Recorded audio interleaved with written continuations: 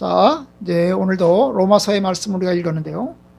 지난 시간에 우리가 이제 하나님을 떠난 인간이 어디까지 타락하는지를 성적인 타락을 예를 들어서 살펴보았습니다.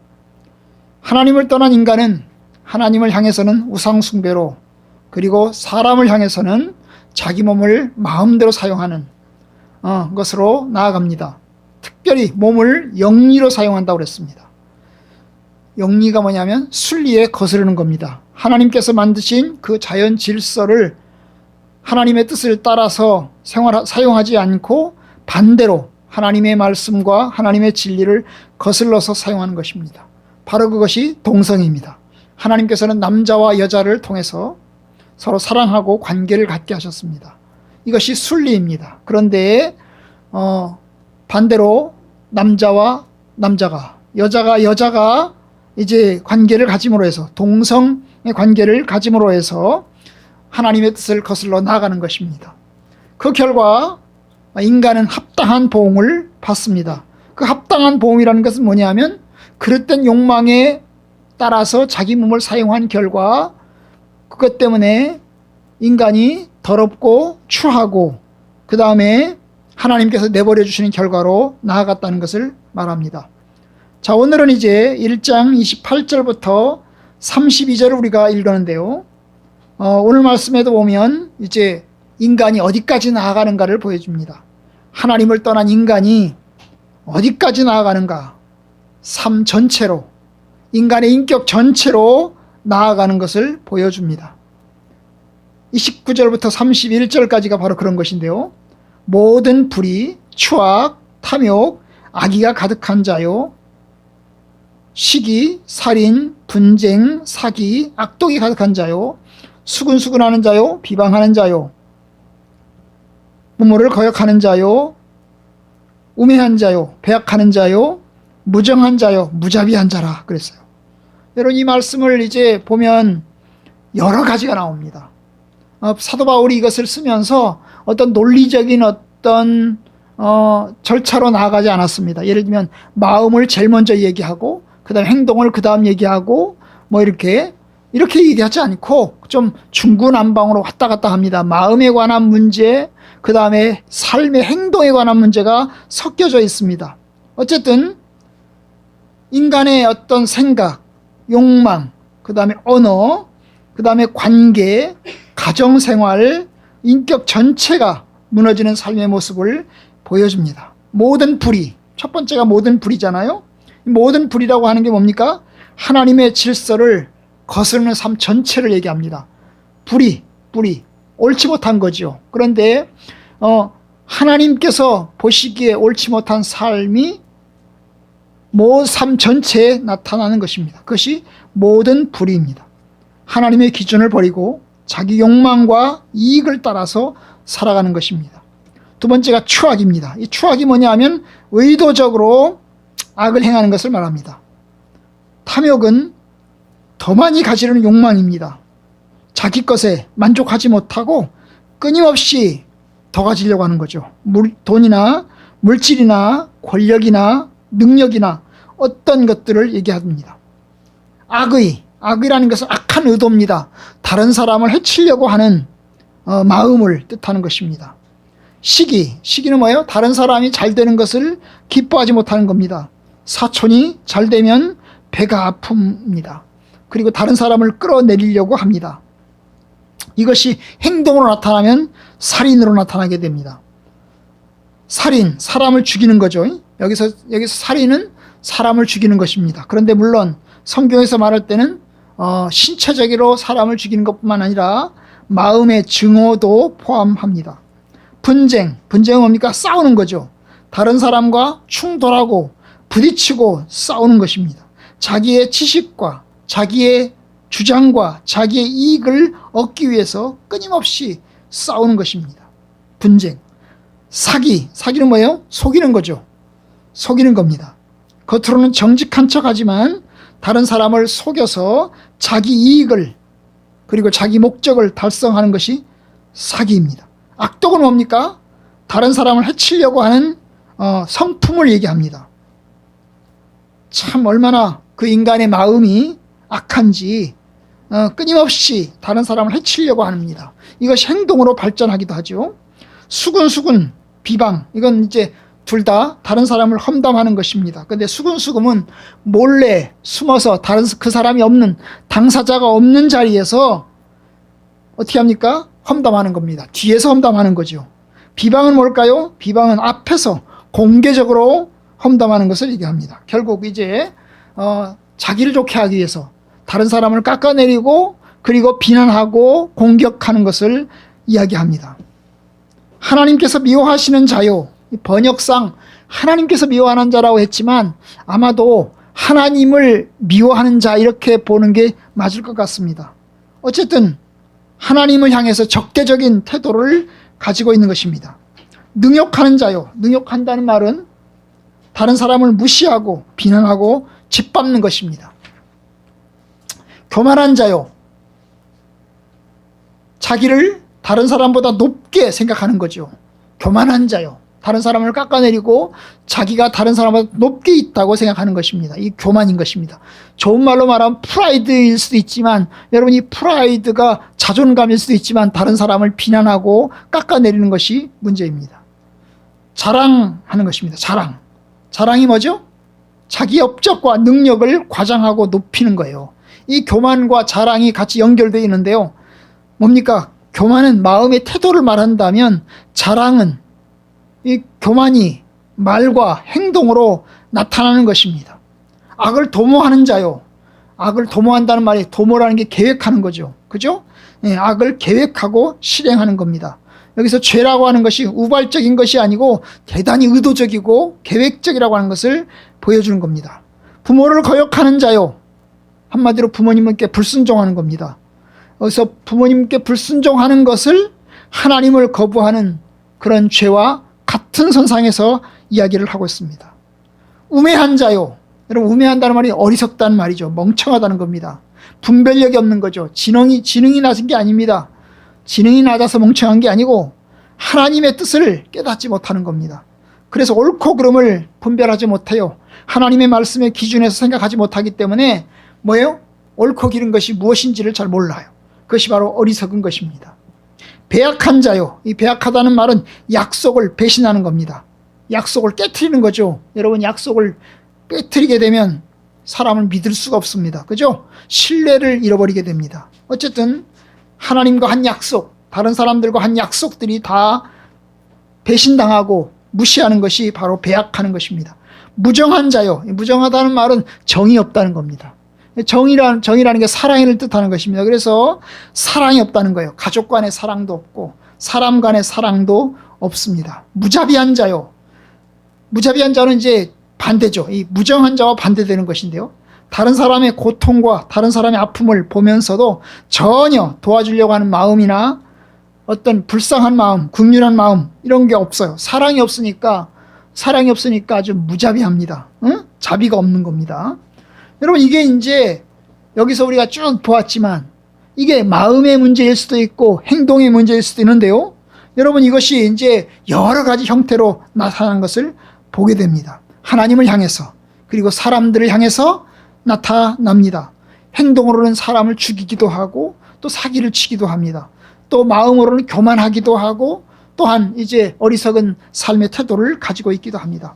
어쨌든 하나님을 떠난 인간이 모든 영역에서 여러분 실패하고 파괴하고 있다는 것입니다. 바울이 아마 이것을 얘기하는 이유가 뭘까요? 여기에 걸리는 사람이 안 걸리는 사람이 없다는 거죠. 모든 사람은 여기에 다 걸린다. 여기에 다 걸린다. 여기에 어디인가 하나는 다 걸린다. 보여주는 겁니다. 인간은 한마디로 말하면 죄인이다. 모든 인간은 죄 아래에 있다 하는 것을 보여주는 것입니다. 여러분 이러한 것들이 어디서 발생했습니까? 어디서 시작됐습니까? 28절에서 시작됐어요. 또한 그들이 마음에 하나님 두기를 싫어하며 결국 거기서 시작됐어요. 마음에 하나님 두기를 싫어하는 데서 시작됐어요. 인간의 죄 가운데 가장 큰 죄는 하나님을 마음에 두기 싫어하는 겁니다. 마음속에서 하나님을 쫓아내는 것입니다. 이게 실수인가요? 아닙니다. 실수가 아닙니다. 사람들이 불의로 진리를 막는다는 말을 18절에서 했어요. 21절에서는 하나님을 알되 하나님을 영화롭게도 하지 않고 감사치도 않는다고 그랬어요. 여러분, 이것도 의도적인 것입니다. 그러니까 여러분, 죄의 뿌리에는 하나님 두기를 싫어하는데, 이것이 인간의 어떤 그냥 어쩌다 보니까 실수하고 어쩌다 보니까 어리석어서 그런 게 아니고 의도적이고 계획적으로 하나님을 대적하는 겁니다. 하나님 없이도 살 수 있다고 생각하는 것, 내가 내 마음대로 살 수 있다고 생각하는 것, 내 힘대로 살 수 있다고 생각하는 것, 내 생각이 옳다는 것, 내가 행동하는 것이 옳다는 것, 하나님 말씀보다 내 마음이 우선이라는 것, 이 모든 것이 죄의 출발인 것입니다. 여기에 해당되지 않습니까? 다 해당됩니다. 다 해당돼요. 저도 해당되고 여러분들도 해당됩니다. 제가 앞에서 얘기했지만 아담과 하와가 타락했죠. 아담과 하와가 타락했는데, 아담과 하와의 타락에는 아담과 하와가 무지해서 타락한 게 아닙니다. 무지해서, 몰라서 타락한 게 아니에요. 아담과 하와가 실수로 타락한 게 아니에요. 실수한 게 아니에요. 알았어요. 하나님의 명령을 알았어요. 하지만 자기 욕심이 더 컸기 때문에, 욕망이 더 컸기 때문에 여러분, 타락하게 되었습니다. 이것이 죄와 타락으로 나타나게 된 것입니다. 여러분, 이 결과 뭡니까? 이렇게 모든 인간이 악한 삶으로 나아가게 됐는데, 거기에는 하나님의 심판의 성격도 있습니다. 28절 중간, 하나님께서 그들을 그 상실한 마음대로 내버려두사 합당하지 못한 일을 하게 하셨으니, 이게 이제 인간의 죄에 대한, 하나님 두기를 싫어하는 것에 대한 하나님의 심판적인 성격이 있어요. 내버려두는 것이 상실한 마음대로, 하나님을 두기 싫어하는 그 마음 그대로 그냥 알아서, 그래 너희들이 잘 살아봐라, 너희들이 하고 싶은 대로 해봐라, 뭐 이런 거죠. 여러분, 이것이 하나님의 또 다른 심판이라는 것입니다. 심판이에요. 참 안타깝습니다. 겉으로만 안타까워요. 내버려두는 게 너무나 안타깝습니다. 여러분, 탈선한 자녀들이 부모를 떠나서 가출하고 비행을 저지릅니다. 그럼 부모가 그 자식을 돌아오도록 하기 위해서 열심히 노력합니다. 그런데 열심히 노력해도 효과가 없어요. 계속해서 비행을 저지르고 계속해서 탈선을 저지르게 되면 하다 지쳐가지고 부모가 어때요? 두 손 두 발 다 듭니다. 두 발 다 들어요. 이게 이제 내버려두는 것입니다. 내버려두는 거예요. 그냥 놔둘 수밖에 없습니다. 그냥 합당하지 못한 일 하도록 그냥 내버려 두는 겁니다. 그러니까 이것이 하나의 심판이에요. 심판의 성격도 또 들어있는 것입니다. 그런데 여러분, 오늘 말씀 가운데 보면 32절에 가면 얼마나 인간이 타락하는지, 얼마나 인간이 악한지를 보여주는 말씀이 32절에 또 있어요. 그 뭘까요? 그들이 이 같은 일을 행하는 자는 사형에 해당한다고 하나님께서 정하심을 알고도 자기들만 행할 뿐 아니라, 하나님의 정하심을 알고도 행한다는 거죠. 몰아서 하는 게 아니고 알면서도 행합니다. 그런데 자기들만 행할 뿐 아니라 뭐예요? 그런 일을 하는 사람을 옳다고 정당화시킵니다. 저런 사람들이 다 옳다고 정당화시켜요. 죄를 지면 사형입니다. 이것이 하나님 말씀에 분명히 정해져 있습니다. 그런데 그들은 합당치 못한 죄를 계속해서 짓습니다. 몰라서 하는 게 아니고 알면서 합니다. 그러면서 옳다고 합니다. 다른 사람이 그렇게 살도록 부추기고 정당화합니다. 여기까지 보니까 인간이 길이 없어요. 절망입니다. 아, 참, 갈 때까지 가는구나 싶어요. 여러분, 로마서가 1장으로 끝나지 않은 게 다행이에요. 1장으로 끝났으면 그야말로 희망도 없고 소망도 없고 아무것도 보이지 않을 텐데요.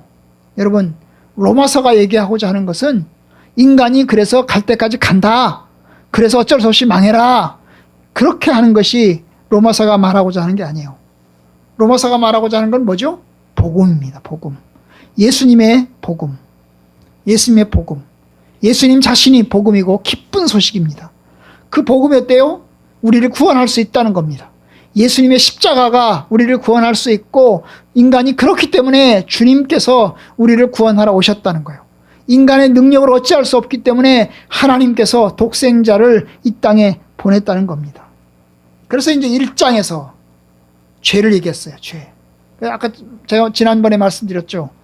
신학자들은 1장을 이방인의 죄라고 얘기한다고. 이방인의 죄라고 얘기한다고. 그리고 2장은 유대인의 죄라고 얘기한다고. 그리고 3장은 모든 인간의 죄라고 얘기한다고. 그래서 3장에 가면 중간에 결론이 나옵니다. 결론이 뭐냐면 의인은 없나니 하나도 없다고 얘기합니다. 그리고 3장 23절에 가면 모든 사람이 죄를 범하였다라고 얘기합니다. 해당되지 않은 사람이 없는 거예요. 다 해당이 되는 것입니다. 모든 사람이 죄를 범했어요. 모든 사람이 죄를 범했어요. 아담의 후손으로 태어난 사람은 모든 인간이 다 죄를 범했습니다. 그 결과 하나님의 영광에 이르지 못하게 됩니다. 하나님의 영광에 이르는 사람이 하나도 없는 겁니다. 그런데 그것이 끝이 아니에요. 그것이 끝이 아니에요. 그 다음에 뭐라고 얘기합니까? 그리스도 안에 있는 성령으로 말미암아 하나님의 은혜로 값없이 의롭다 하심을 얻은 자 되었느니라. 결국 예수님의 십자가의 구원, 예수 그리스도의 십자가의 은총을 통해서 우리가 하나님의 은혜로 값없이 구원받는다. 구원받는다. 바로 예수님께서 우리의 메시아가 되신다. 그리고 주님께서 우리를 위해서 대신 죽으셨다. 바로 그 복음을 이야기하고자 하는 것입니다. 그래서 1장 마지막 절까지 읽고 어떤 사람은 절망하는 사람인데요. 절망하지 맙시다. 1장 마지막까지 읽고 나니까 아이고 참 절망이네. 아이고 이제 더 이상 소망이 없네. 그럼 어떻게 해? 자살할까? 자살로 끝나지 마세요. 자살로 끝날 일이 아닙니다. 여러분 2장, 3장이 기다리고 있고 4장, 5장이 기다리고 있어요. 그러니까 여러분 절망하지 맙시다. 근데 그럼에도 불구하고 바울이 이렇게 구체적으로 이야기하는 이유가 뭘까요? 여러분 죄의 심각성을 알아야 되는 거예요. 죄가 얼마나 심각한지, 죄가 얼마나 우리 자신을 파괴시키는지, 우리의 죄가 얼마나 다양하고 복잡하고 우리 모두가 다 여기에 해당되는지를 우리가 알아야 돼요. 왜냐? 죄가 심각하다는 것을 알아야 우리 자신을 의지하지 않고 예수 그리스도를 의지할 것이고, 죄의 심각성을 알아야 예수님의 십자가의 구원의 은혜가 크다고 하는 것을 알게 될 것이고, 또한 죄의 심각성을 알아야 하나님의 은혜가 감사할 것을 알게 될 것입니다. 우리가 소망이 없으니까 죄의 심각성을 바울이 낱낱이 파헤치면서 우리 모든 인간이 죄인이다. 모든 인간이 연약하다. 모든 인간이 저렇게 갈 때까지 간다. 그것을 보여주면서 우리에게 복음 되신 예수 그리스도를, 소망이신 예수 그리스도를 소개하고자 하는 것입니다.